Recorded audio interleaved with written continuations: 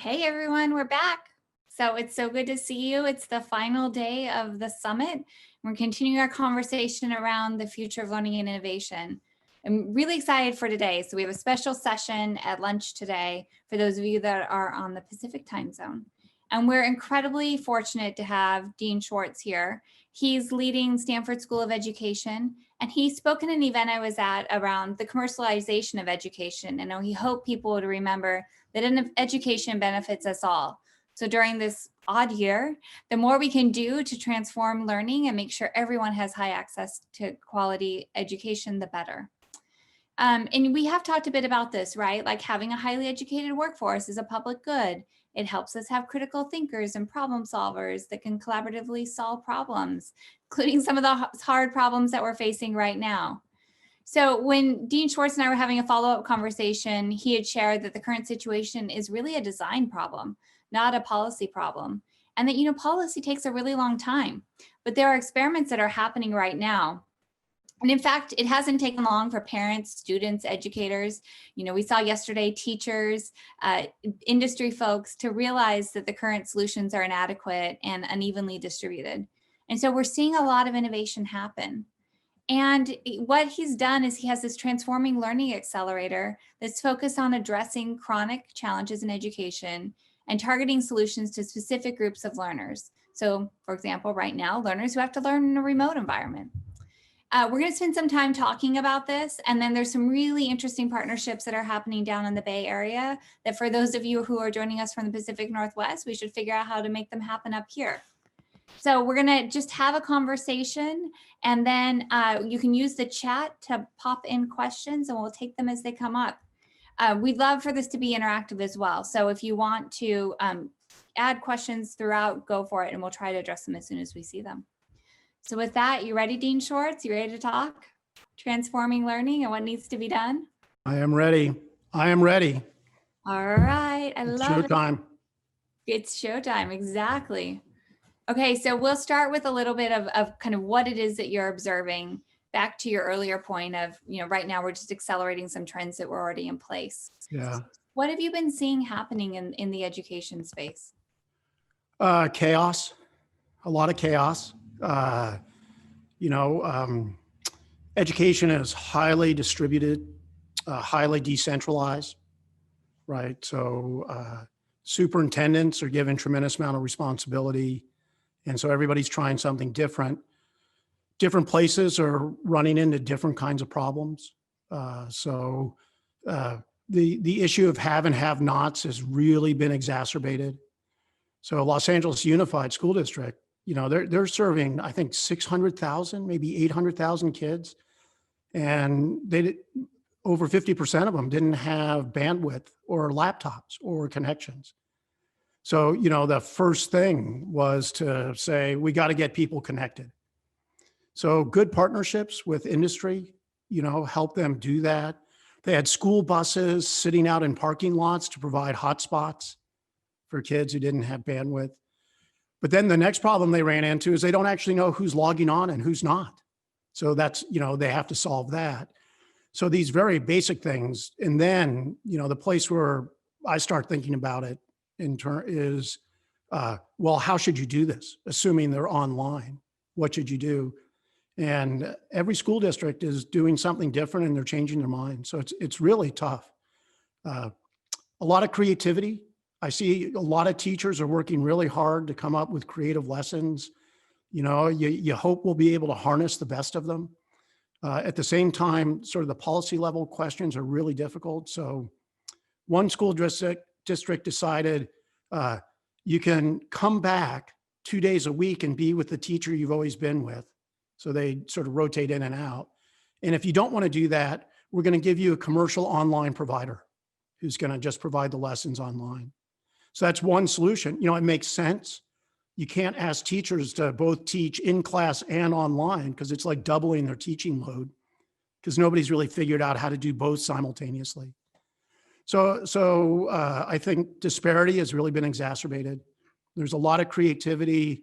The ambiguity is driving people nuts, and if you're a parent, it's a tough place, particularly if you're a parent who can't hire your own tutor. Yeah, I mean, I think that's the big concern right now, right? Is that this will probably widen the gap. We're seeing learning pods, we're seeing private tutors, and so those with means can provide a lot of additional support. Yeah, I think that's right. You can't tell people don't provide the best you can for your children. So some people say don't let them have learning pods. That just doesn't seem right to me. On the other hand, the people who have the kinds of means to do that, they do have some obligation to help rest of society. That our youth are a public good, like you said, and at the same time, there's a lot of great ideas. Like one of the in so the elementary space and the high school space are very different. In the high school space, the students are treating everything like homework, so they don't want to do it. But it's actually, no, it's not homework. It's school. You just happen to be at home. So there's a big motivation problem. In the elementary space, you have learners who aren't independent learners. So you can't just give them stuff and walk away. And so what's happening is that teachers and communities and parents are getting much more tightly linked than they ever were before. So teachers are beginning to realize what the home circumstances are like, and they're beginning to adapt instruction for that. Parents are getting more involved in the purpose of what the education is trying to do.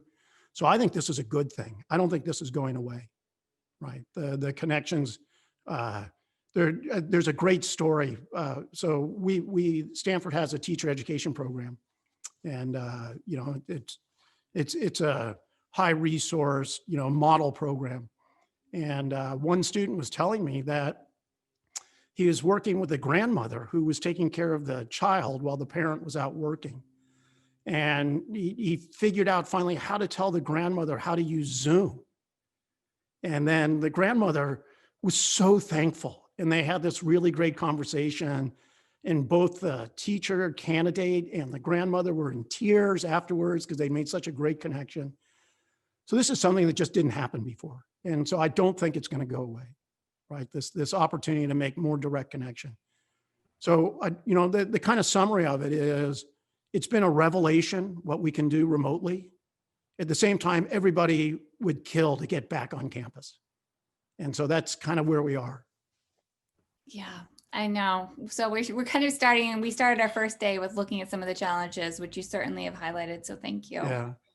Well, and I'd be curious how this has impacted the way that you're thinking about the role Stanford can play in learning, because you've always had a really big vision.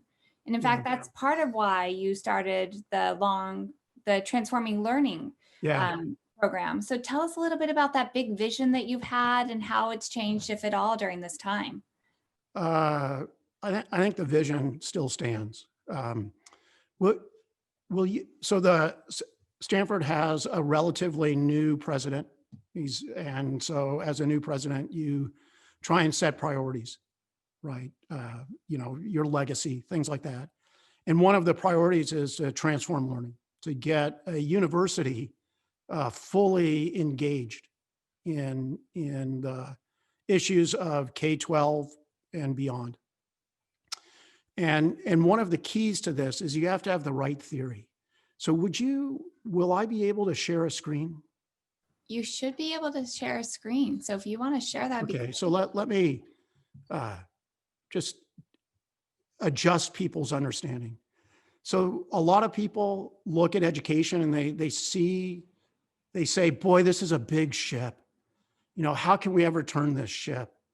And I have a lot of compassion for this. Education is the second largest sector after healthcare. So that's a very big ship. And so what you get people saying, well, maybe if we could just get a bigger rudder, we could steer the ship. Or maybe AI can steer the ship. And so these are all great. The problem is this isn't what education is. This is what education is. It's a highly decentralized system of schools and learning that are different. A military school looks a lot different than a parochial school that looks a lot different than a progressive school. And they all have different values and goals and different sizes and different wealth.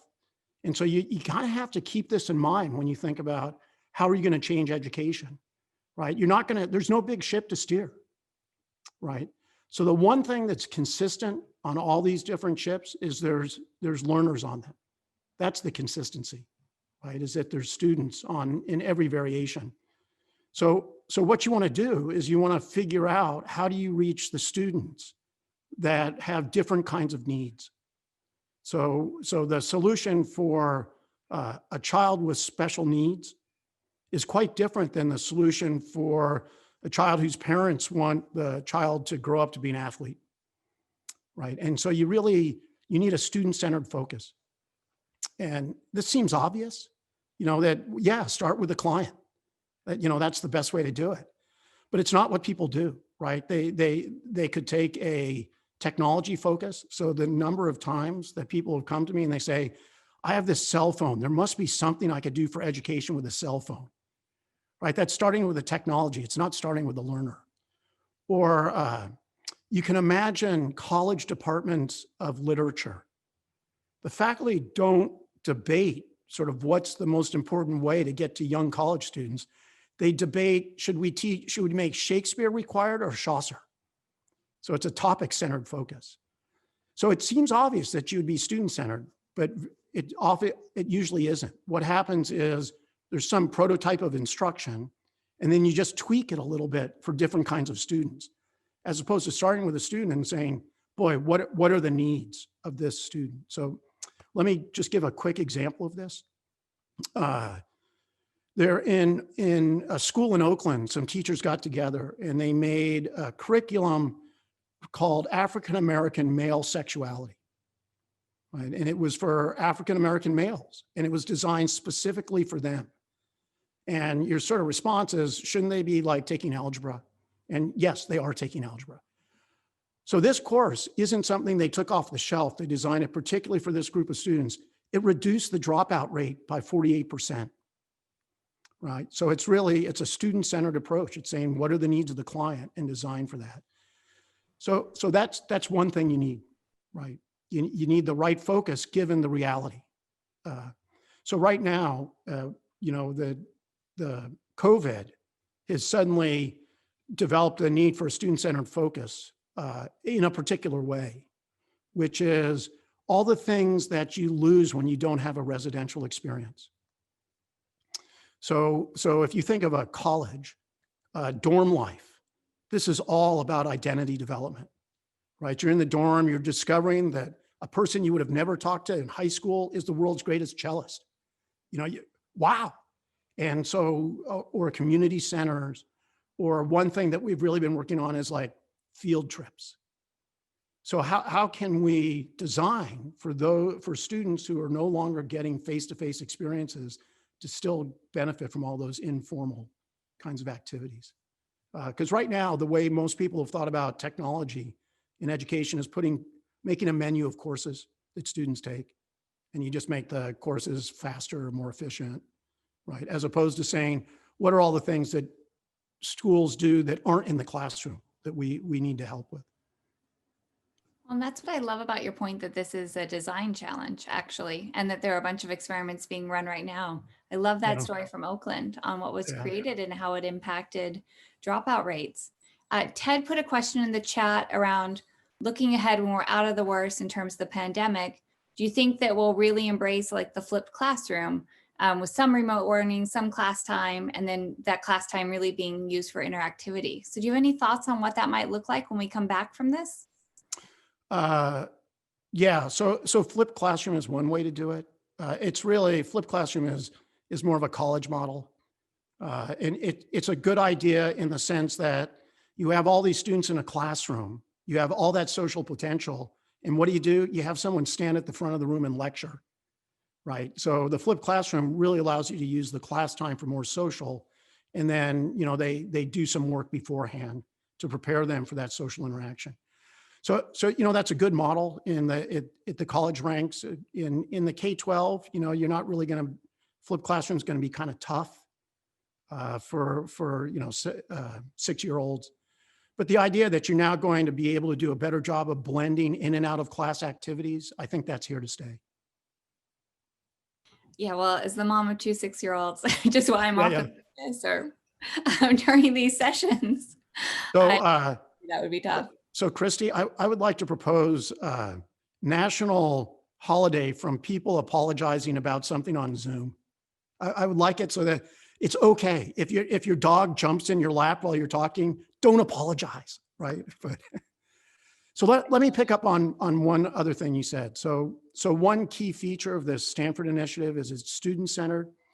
The second is that it wants to combine science and design. So this is different, that most centers focus on policy, right? You try and the pathway from the university to impact is from the university to policymakers. But education is a really tough place to do that because it's so decentralized, right? And so we need policy and we need that pathway, but nobody's really explored the science and design pathway, right? And so scientists are figuring out why something works. The designers are making things that actually work. And these two people are usually very different people. So what you want to do is you want to bring them together. And then the model is a little more on the business side. Rather than the impact going through to government policy, the impact is going to the consumers so that you make a product they want so much that they'll embrace it, right? So it's a slightly different model for translation. It's a bet that this is a pathway that people have ignored. In general, in COVID, you can see all the designs are coming first. Why? Because nobody's had any experience like this. So it's impossible to do policy based on precedent, right? So the design is leading. Now, once you begin to see what's working of these designs, then policy can come in and sort of say, everybody should do this or this. So right now, in a time of quick changes and turnaround, the idea is let's place our bet on designs that are informed by science, and then science can evaluate whether the design is actually doing what it's supposed to do. That's wonderful. And I love that those groups are coming together more. Have there been any kind of tips that you'd recommend for getting the science and the design to come together and work together in a productive way? Well, this is really a university thing, right? So it's how do you get, say, cognitive neuroscientists to work with the people who do immersive virtual reality, right? And so there's lots of ways you can do this within a university. Seed grants where you say you can get $100,000 if you can get a scientist and an engineer together to work on an educational program. The larger question is the partnerships, right? So if you design, you need to design for a specific situation, right? You need to have partners in the world where the designers can go out and say, oh, this is the context that I'm designing for. So we're developing a partnership consortium. And the ideal is we have partners where the science and design aren't coming in to solve a single problem. There's actually a lot of problems, and a lot of different teams are working with that industry or partnership.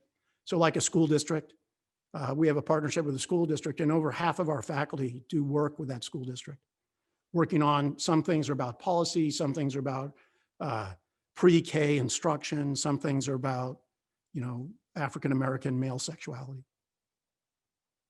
Okay, I love this so much. And I swear, I promise when I reached out, I wasn't intending to ask you about the summit, but when you started to talk about some of these partnerships and that you're really needing more industry partners, I was like, oh, we should get you involved to share a bit more about what you're looking for, where you've had successes in the Bay Area, because the Pacific Northwest region cares deeply about education as well. So tell us about what's working. Right. So this is a complicated enterprise because, at least to my perception, the for-profit and the nonprofit don't talk to each other very much. And they both have really important expertise. And so you want to get them together. So you need to make a consortium that kind of has the right feel and the right value proposition. On the side of the research, the science and the design, the ideal partner is one where there's buy-in from the very top level on an evidence-based approach, right? So that they're really going to honor the kind of evidence that shows up. And in school districts, that's sometimes difficult because school districts have their school boards that have their ideologies. And so, but you really want a commitment to that. You also want to make it so that people can find each other easily. So I had an experience where Los Angeles Unified School District reached out and said, we want Stanford to work with us. And so I met with the superintendent. It was a great meeting. And then after that, I met with his chief of staff. And then I found a couple of faculty who would be interested in working with them. And then we had another meeting, and then another meeting, and we kept moving down the hierarchy to find the right group. And by the time we got close, the faculty had lost interest. So it was too late. So you kind of need a way where you have someone who shuttles between the partner and the university and helps do the matchmaking and knows everybody. But you can imagine partners of different types. So startups as partners, they generally want the university to solve a very specific problem for them. Large corporations like Amazon, they have so many employees and so many different kinds of challenges going on that they make a very interesting partner, because you may be trying to work with, trying to get people to learn how to be part of the Amazon way, right? A particular culture. Or you may be trying to help them retool when they're displaced by technology, right? And so there's lots of very interesting problems that I think can advance the science, but also make very practical contributions. Well, I love that you shared these. And, yesterday we had somebody from Facebook talking about some of the work they're doing to try to help reskill people. There's a question in the chat from Marissa about, do you foresee this achieving scale by using this approach over time? And kind of how are you thinking about growing the impact you're having? Yeah, so that's always been a problem in education, is translation. And the usual translation model has been you write papers and then you hope someone uses what you write. Another one is through policy, right? You provide the staffers in Sacramento, for example, with important information. But in general, it's been hard to scale products. And so let me give a story that succeeded. So we have a faculty member, Sam Weinberg, and he's become very famous recently because he sort of pointed out how bad people are at detecting fake news on the internet. And this has gotten people alarmed, and he gets a lot of editorials and coverage, like in the Wall Street Journal, New York Times. Before that, he was working in partnership with San Francisco Unified School District, and they wanted to spruce up their social studies curriculum. And he had a student who took this on, and she realized to do that, we need to get the students to read differently. Because what you need to do is, if you're a historian, is you look at different sources and you decide, how do you take the testimony of the slave and the testimony of the owner and put them together into a story? And how do you decide what's credible? So she then talked to some scientists who really know about reading. And so she then put together this innovative design for the students in classes to be able to do contrasts in different points of view. This worked quite well at San Francisco Unified. It led to the academic paper, which is what she needed so she could get a faculty job. But the success at San Francisco Unified gave a warrant for other people to start trying it out, right? Because it worked in situ. It wasn't just an idea, it was an actual product that worked in situ. It had a warrant. And now every school district in the nation uses this curriculum, right? So that's sort of the model, right? That you come up with something that people actually want. That it's Get that back to your good. point of being customer-centered or learner-centered. So, build okay. Oh, sorry. Oh, go ahead. I was going to give one more example of this. So I have a colleague who works on virtual reality, and he has collaborated with scientists to think about the effect of face-to-face interaction on people, right? And it turns out if you interact with a person directly compared to interacting with a computer character, your arousal goes up. Arousal here means like your heart rate goes up, your skin gets a little moist, just because it's juicier. And when your arousal goes up, you learn better, right? But if your arousal goes up too high, you stop learning everything. The fight versus flight kicks in. So he took this, and then suddenly a big box store came to him and was sort of asking, how can we train our employees for the Christmas rush? Because this is you're an employee and you've got these crazy people who are throwing toys around and they're screaming at you and they're trying to get to the front of the line. And he realized that what he had learned in the science and design would allow him to make virtual reality experiences that would prepare the employees for the Christmas rush. So this was quite successful. It worked well. The science went out and proved that it worked well, and it's now in every single Walmart. They train the employees. So again, the model is if you come up with something that's really good, that will help you scale it. But the trick is you need to design it for the circumstance where people will use it. Okay, that was long, sorry. No, that was great. Was that Striver, by the way? Because we had one of their products. Yeah. It's Jeremy Balanson, and Striver is sort of, so if you're at Stanford, the goal is to be a professor, and sure, go get a Nobel Prize if you want. No, the goal is to be a professor and have a startup. Then you're really the winner. So Jeremy's our poster child. Oh, Stanford. Well, and I'm really curious, and maybe you can talk about some of the startups you're particularly excited about. You mentioned that they're very focused on solving a problem, like very narrow, but is there anything that you're really excited about right now? No, I'm not going to call out particular companies. That's fine. I thought I would try. No, it's a good try. I have to be very careful that because I'm seen as a agent of the university, if I say something I like it sounds like Stanford approves of it. If I weren't dean, I could tell you, but as dean, I can't. Sorry. That's okay. I have more questions for you.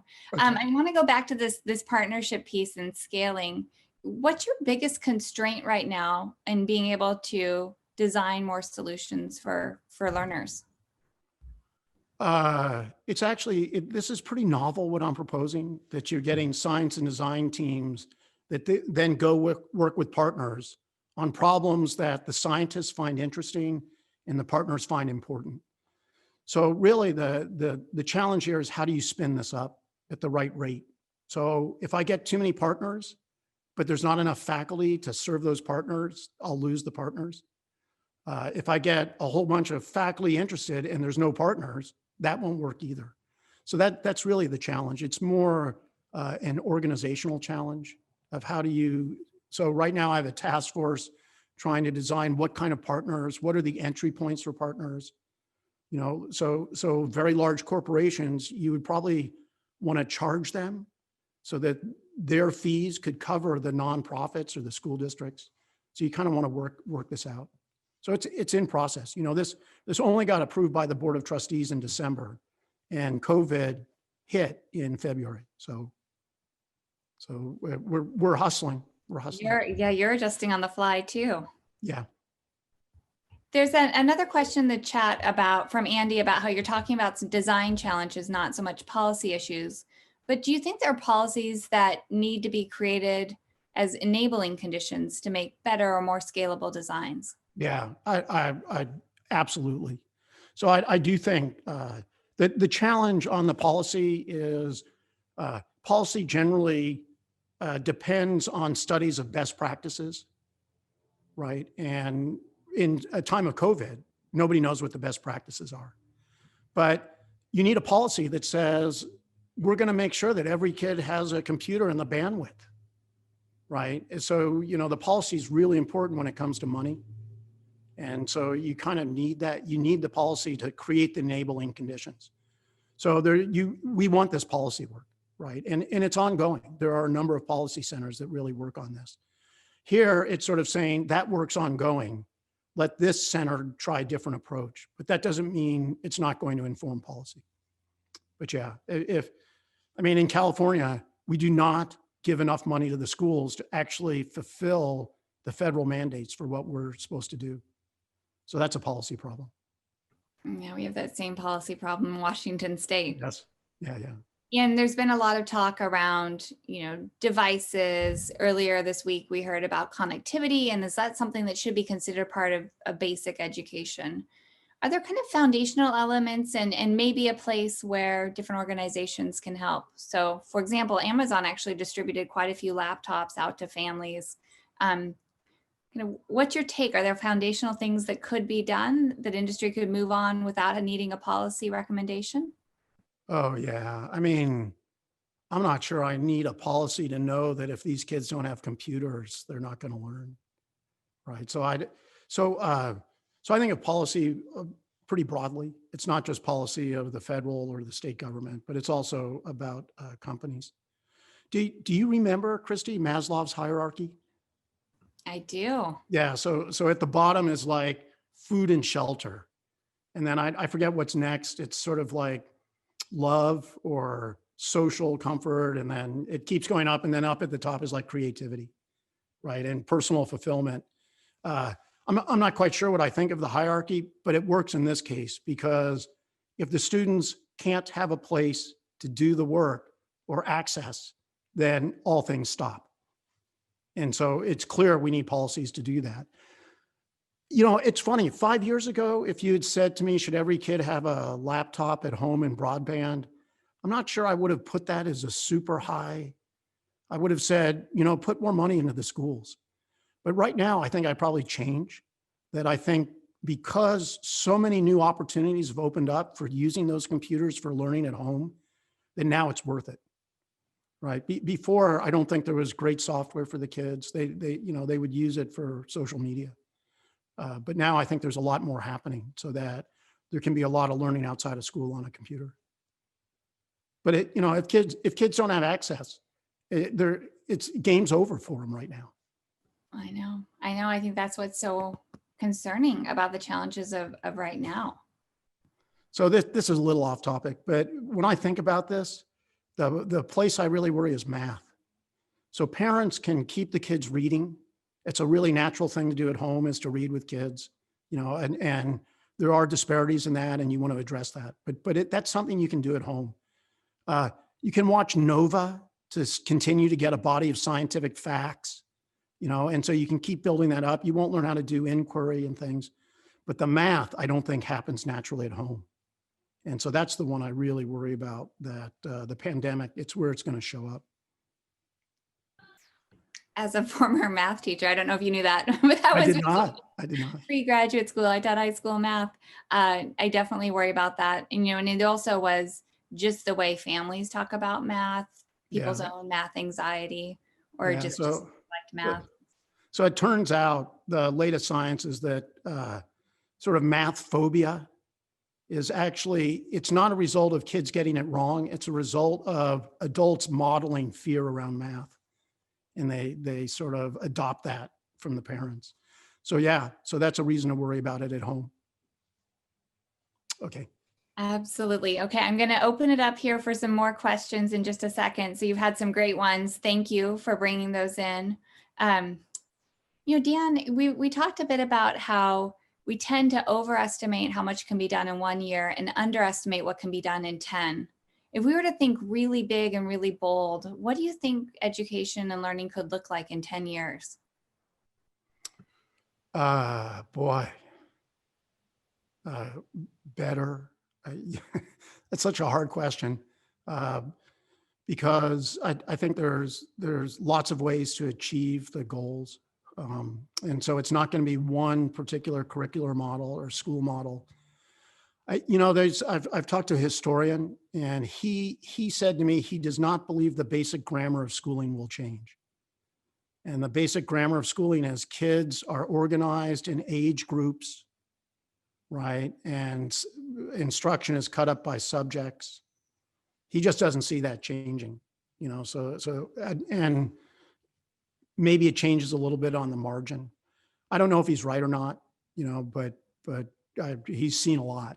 I think the key for the education is kind of to change what are the goals that we're trying for. So a lot of people think mastery is the goal. A good education is mastery. So mastery was a great idea for the industrial age where you did the exact same task over and over and over, right? And so mastery means you're really fast, you're efficient, you don't make mistakes, right? On the other hand, that's kind of not what the future is. The future, the jobs keep changing, the information keeps changing, the knowledge base keeps changing. So you need to prepare students so they can keep learning for the rest of their life, right? And so that's a different goal because you need to prepare them to be independent learners where there isn't a teacher telling them exactly what to do. So I think that's really a different goal. I don't think schools have really moved in that direction very well. I think a lot of that is occurring outside of school right now. You know, parents are providing those opportunities for the kids to try and learn and figure things out on their own. So that would be the future for me, is that schools are really trying to help the kids figure out how to learn on their own. It's not something the science is really focused on a lot. It's increasingly doing. Science is really focused on mastery. How can we get kids to master a particular thing very quickly? It's important for certain skills like decoding and reading. You know, you really want mastery there. But for other things, not so important. Oh, this is so good. You just triggered a whole bunch of questions. So we'll make sure we're adjusting. Well, so I'm going to stay out of ideological questions. Okay, we will keep ask them, and I'll say it's up for people to decide. But okay, well, we will stay out of those. No, I know as soon as you ask the question, what will schools in 10 years look like, or 100 years, it becomes ideological, right? And so I try to stay away from that. But anyway, go ahead.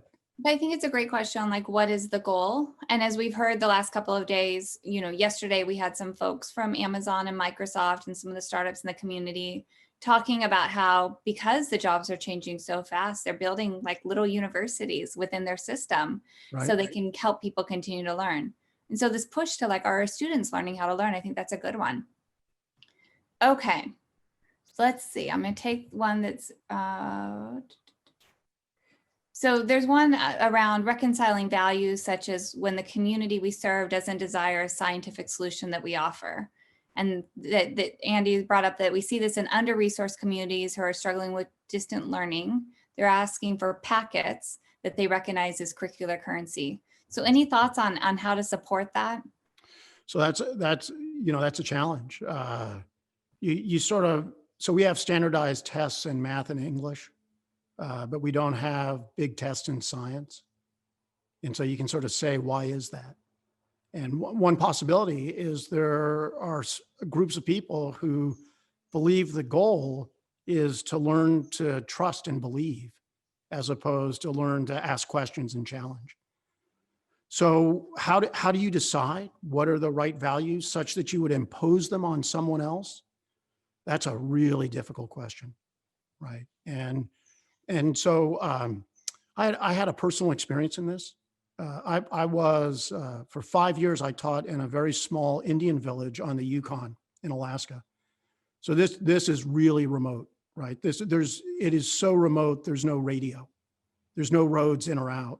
It was right next to the Arctic Circle, right? So 24 hours of dark, 24 hours of light though, which was something to behold. And I came in saying, my job is to prepare these students to get to college, right? And I brought that value in there. And in 5 years, one student made it to college and then she left because she was so homesick. Because, you know, you lived in a small group of 250 people and then you go to a city. And so I always sort of regretted that I was imposing these values on them. You know, ultimately, I do think a college education is important, but for this group, you know, it might have been better to focus more on job training kinds of skills. It was a small motor repair. They have lots of little chainsaws. You know, so how do you make that decision? That's really tough. Yeah, no, that's a fair point. And I love that story too. I cannot imagine 24 hours of dark. It feels like it's dark enough up here in Seattle here in December. Yeah. So just imagine that it gets dark at say it gets light at about 12 in the afternoon and it gets dark at 1. No. It's okay. It's 40 degrees below zero. It's not like you're spending a lot of time outside anyway. But it's beautiful. It's beautiful. I'll never live in such a beautiful place. And Ted has another question just about the data. Kids from better off families do pretty well, but those who are from poor families are falling behind. Are you seeing any innovations that are especially helpful in tackling inequality? You know, one that's showing up that's interesting is now that school is really sort of penetrating home life more because of COVID, sort of online tutoring is showing up. And so there's faculty who are working on artificial intelligence algorithms that can help tutors coordinate the parental and the teacher's goals for the student. And of course, they want to make this free. And so they're trying to figure out, how do we get tutors who are good-hearted, but maybe don't know how to tutor, and educate them quickly so they can start helping those who can't buy tutors, right? And so this is an interesting development, right? It's a new pathway for making a difference. So yeah, I see possibilities. Will it? Right now, it's completely overshadowed by the inequities of COVID's impact. But in the long run, the solutions that show up can make a big difference. Absolutely. I love that example too. There's a question around people's facility for spatial thinking and how that can influence the processes of learning, instruction, assessment, problem solving. How do you think that spatial thinking— Hang on. That comes from my bio that someone wrote like 20 years ago. Oh, well, you should update your bio. No, someone's doing their homework. Well, Margot's very smart. Yeah. So Great. do you think spatial thinking comes into play with creating online learning experiences? Oh, that's a good question. And this is right in my wheelhouse. So the answer is yes. So, you know, imagine back in the day, you had to learn about the solar system and why it's darker in the winter than in the summer, right? And so you're thinking, well, it's cloudier. And then you have someone explaining to you, well, it's because it's the tilt of the earth, right? And the earth is this way, the sun, but if you're over here, it's this way. Now imagine you could see it in a simulation, right? Suddenly you just don't need all those paragraphs. You can just see it. And math, math, you can experiment. But, to help people understand the importance of spatial. So Zoom is a great platform, but it has failed at making spatial organizations that help you, right? And so people move around on the screen, and every meeting you have looks the same, so they bleed into each other in your memories, right? And it sort of indicates the utter importance of spatiality for how we organize our world, right? And so there's other companies that are trying to solve this, and they don't look as good as Zoom. So Zoom's really quite good, but you can feel that lack of spatiality in your day. You're sitting at the same chair, looking at the same screen, and suddenly it's like, is this Thursday? Because you don't have that spatial demarcation. So space is really important. The computer can really move things around for you and help you visualize. So very important. Yeah, one of the leaders I was just talking to said he started going into the office, nobody else is there, and it's probably the best thing he's done for his mental health. So I did that, and I sat in every chair in my office, but then I got lonely. It felt like a ghost town. Yeah, I think everyone's feeling a bit lonely right now. Yeah. There's a question from Adam about teacher quality. And do you think that's more or less important in these days of online lessons?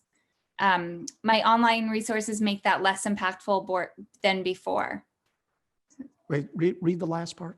Sure. So do you think online resources make teacher quality less impactful than before?